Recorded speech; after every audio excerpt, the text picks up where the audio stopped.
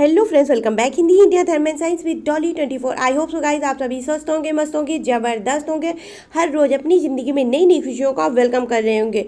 दोस्तों, आज हम बात करेंगे शनि की एक ऐसी दशा के बारे में जिसका कि नाम सुनकर ही लोग घबरा जाते हैं, डर जाते हैं। हालांकि शनि देव कोई बुरे देवता नहीं है, वो हमेशा शुभ फल देते हैं, शुभ फल की प्राप्ति कराते हैं। परंतु जीवन में कुछ ऐसी दशाएँ शनि की आ जाती हैं जो कि अपने आप में ही बहुत ज़्यादा दंडनीय होती हैं। उनमें से एक दशा है मारक दशा, उसी पर कुछ चर्चा करेंगे। लेकिन गाइस, उससे पहले यदि आपने मेरा चैनल अभी तक सब्सक्राइब ना किया हो तो प्लीज़ सब्सक्राइब माय चैनल। दोस्तों, शनि की जो मारक दशा होती है वो अपने आप में ही मृत्यु तुल्य जो है संकट जीवन में ला देती है या मृत्यु तुल्य समस्याएं पैदा कर देती हैं। परंतु शनि देव कभी भी किसी को मारते नहीं हैं, सिर्फ वो आपके कर्मों के हिसाब से आपको फल देते हैं। वो शुभ भी हो सकते हैं और अशुभ भी हो सकते हैं। अगर शनि देव ना हो तो आम इंसान अपने दैनिक जीवन में कमा खा नहीं सकता है, क्योंकि रोजगार के, जीवन यापन के, इन सब के जो है निर्णय शनि देव के ही पास में है और वो आपके कर्मों के अनुसार ही आपको जो है रुपया पैसा देने का निश्चय करते हैं, जिसके वजह से आपको रोजगार प्रदान करते हैं। शनि देव देखा जाए तो संपूर्ण रूप से आपकी नौकरी को भी बताते हैं कि आप अपने लाइफ में, जीवन में जो है सरकारी नौकरी करेंगे या गवर्नमेंट जॉब करेंगे। हालांकि शुभ फल देना, अशुभ फल देना शनि का ही काम है। और शनि की 7.5 ढैया 7.5 साल तक चलती है और ढैया 2.5 साल तक। इसके अलावा भी शनि के कई सारे प्रकोप जीवन में आते जाते रहते हैं और ये 19 साल का लमसम एक राशि में टाइम लेते हैं। इसके अलावा शनि की यदि किसी की कुंडली में मारक दशा आ जाए तो वो मृत्यु के समान आपको कष्ट देती है, मारती बिल्कुल नहीं है। देखिए, शनि के साथ में जब राहु और केतु होते हैं तभी इंसान मृत्यु को प्राप्त करता है, अपितु नहीं। शनि जब भी आएंगे तो वो आपके जीवन में संकट जरूर पैदा करेंगे, परंतु आप उनको कुछ उपायों से दूर कर सकते हैं, उनको ख़त्म कर सकते हैं। तो वो उपाय कौन से हैं, आइए चलिए जानते हैं। श्री सुंदरकांड का पाठ। यदि शनि की 7.5 ढैया या मारक दशा चल रही है, सबसे ज़्यादा मारक दशा परेशान करती है। अगर मारक दशा चल रही है तो आपको सुंदरकांड का पाठ नहीं ज़्यादा तो शनिवार तो ज़रूर से ज़रूर करना चाहिए। और यदि आप मंगल को भी कर लेते हैं तो बहुत उत्तम होगा, वरना सप्ताह में एक दिन शनिवार के दिन सुंदरकांड का पाठ अवश्य करें। सुंदरकांड के जो है चौपाइयों में एक ऐसा रस है, एक ऐसा जो है अपने आप में जो है अमृत है, जिसकी वजह से शनि की मारक दशा बहुत अधिक तक ख़त्म हो जाती है, कम पड़ जाती है। इसके अलावा हनुमान चालीसा यदि आप शनिवार को पाठ करते हैं तो आपके ऊपर से विभिन्न प्रकार के संकट अपने आप से ही ख़त्म हो जाते हैं, उनका नाश हो जाता है।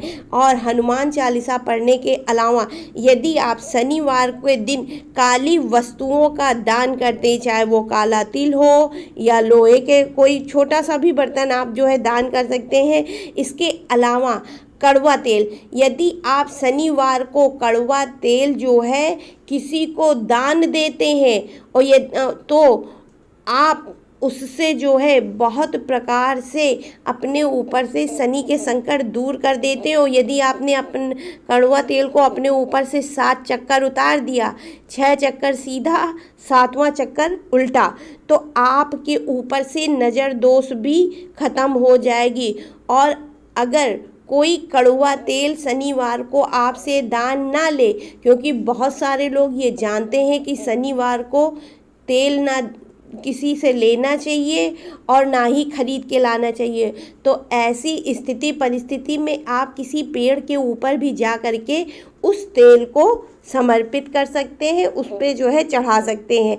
और हो सके तो शनिवार को यदि आपको अपने ऊपर से मारक दशा ख़त्म करना है तो आप शनिवार के शाम को जब प्रदोष काल हो तो उस टाइम घर के दरवाजे पर, मेन गेट पर एक सरसों के तेल का दीपक काली मिट्टी के दिया में जलाइएगा, क्योंकि काली मिट्टी के दिया में जलाने से यमराज जो है प्रसन्न होते हैं और वो आपके घर की तरफ कभी नहीं देखते हैं। तो काली मिट्टी के दीपक में जला करके अपने घर की जो है चौखट पे रख दीजिएगा, मेन गेट में। और काले तिल से भगवान की पूजा करें। काले तिल को, अगर मारक दशा चल रही है तो आप जो है पानी में, जल में भर करके सूर्य को भी अर्घ दे सकते हैं, उससे भी आपको फ़ायदा होगा।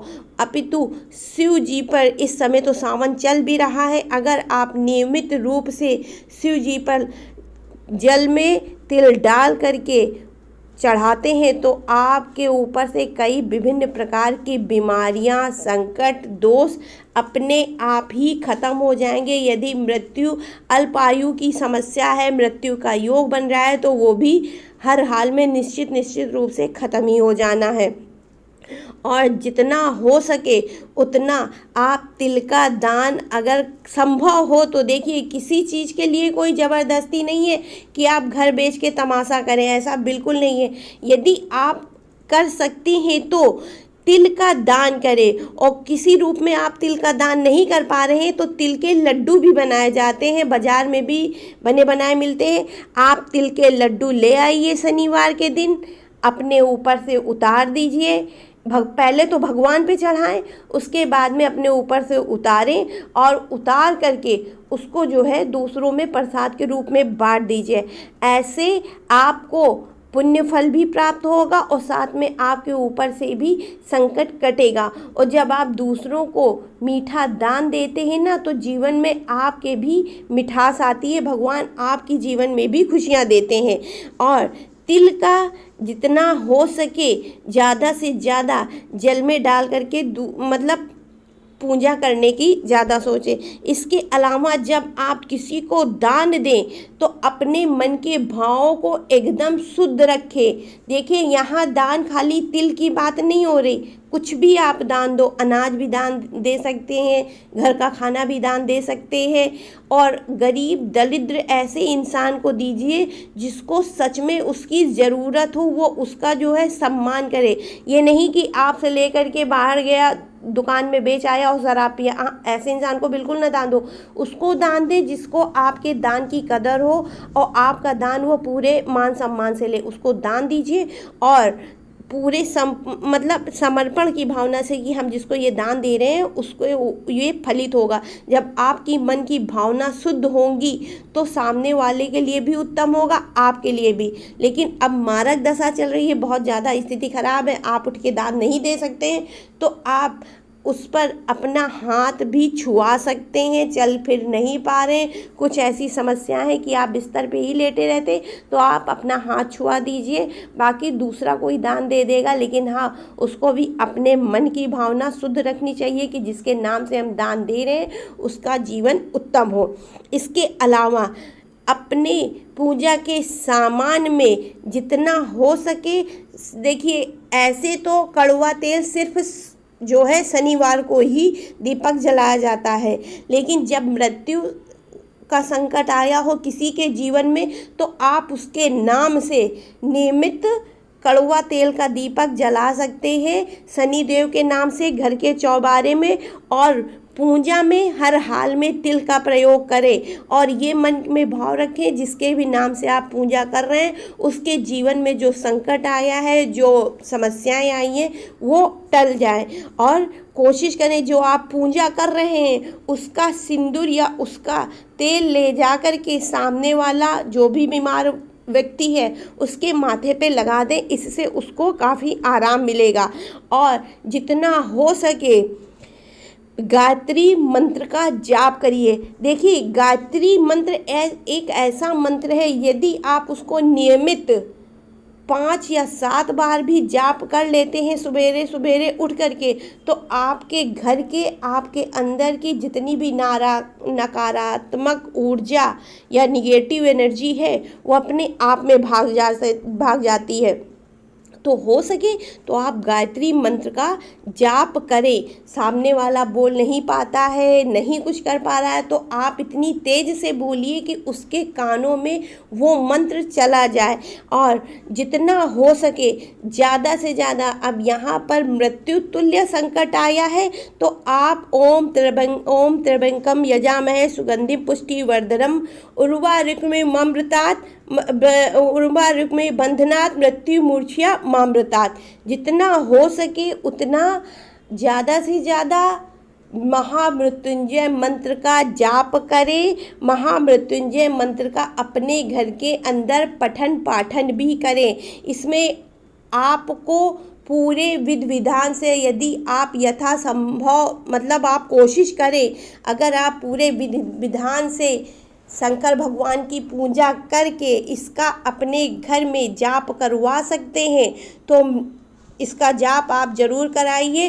क्योंकि यही एक ऐसा मंत्र है, महामृत्युंजय मंत्र, जो मृत्यु के संकट को संपूर्ण रूप से काट देता है। परंतु यदि शनि के साथ में राहु और केतु तीनों कुंडली में एक साथ केंद्र पे आ गए हैं या आ चुके हैं, तो उस स्थिति में शायद ये भी वर्क ना करे। हाँ, लेकिन आप इतना कोशिश करिए, जब आपके घर में ये महामृत्युंजय मंत्र हो तो कोई भी ऐसी नकारात्मक ऊर्जा नहीं आनी चाहिए, या आपको कोई ऐसी आवाज़ नहीं सुनाई पड़नी चाहिए जो कि निगेटिव एनर्जी से संबंधित हो। क्योंकि अक्सर देखा गया है, जिन लोगों के घर में महामृत्युंजय मंत्र का जाप होता है, उनको अपने आप ही अजीब सी आवाज़ें सुनाई पड़ती हैं, उनके घर में लाइट भी चली जाती है, बहुत सारी प्रॉब्लम्स हमने देखी है। मतलब ऐसी ऐसी एक्टिविटी होती हैं जिनको आप सोच भी नहीं सकते हो हैं। तो ऐसा यदि आपके घर में नहीं हो रहा है, तब तो ये आपका जाप हर हाल में कार्य करेगा।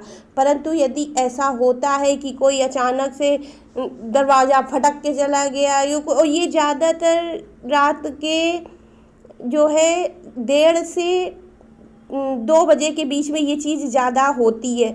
तो आप जो है कोशिश करिए महामृत्युंजय के जाप के टाइम ऐसी कोई भी चीज़ ना हो, और अगर होती है तो फिर उस समय में इस मंत्र का कोई भी ऊर्जा कार्य नहीं करेगा। और अगर नहीं होती तो जिसके नाम से भी आपने ये जाप कराया है, उसको हर हाल में मृत्यु की संकट टल जाएगी। उसके सर में जीवन में जो भी मतलब कोई भी ऐसी समस्या है आ चुकी है, तो वो हर हाल में ख़त्म हो जाएगी।